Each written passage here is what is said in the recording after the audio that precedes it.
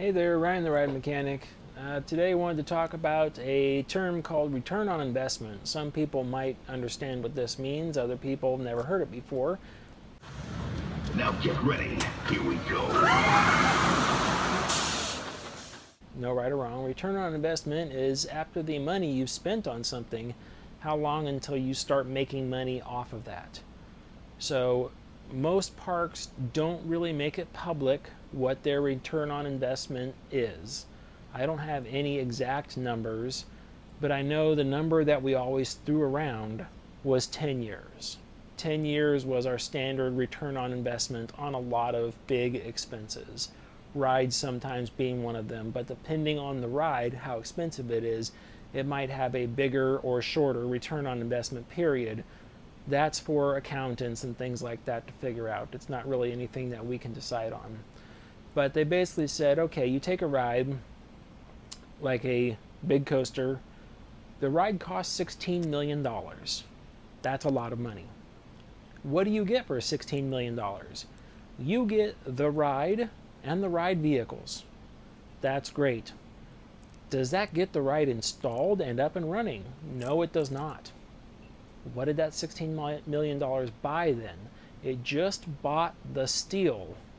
That's all it bought, nothing else. All right, so I want to put footers into the ground that the ride has to sit on. It's like, yes, you have to pay extra to a different company to come install those footers. Okay, well, I want to get the ride assembled. It's like, yes, you have to pay extra to a different company to come assemble the ride.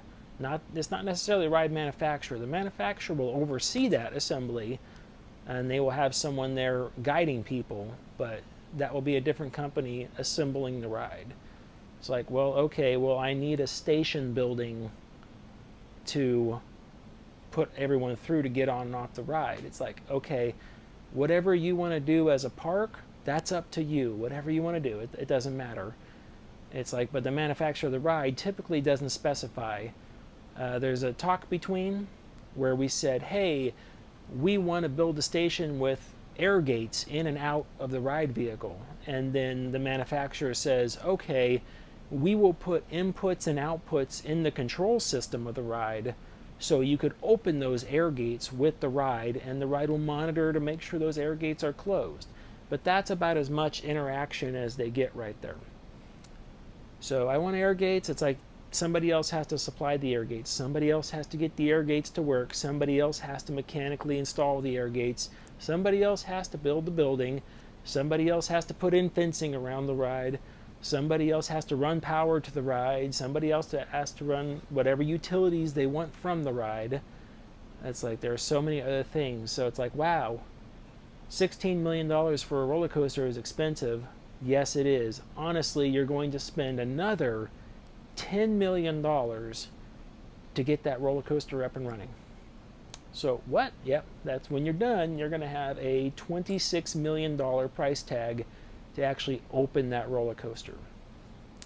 So where's our return on investment on that? Well, we're going to say it's going to be our standard 10 years. That means that we are going to essentially take 10 years to pay back that $26 million loan. And during that time, we're going to consider ourselves breaking even, not coming ahead, not getting behind.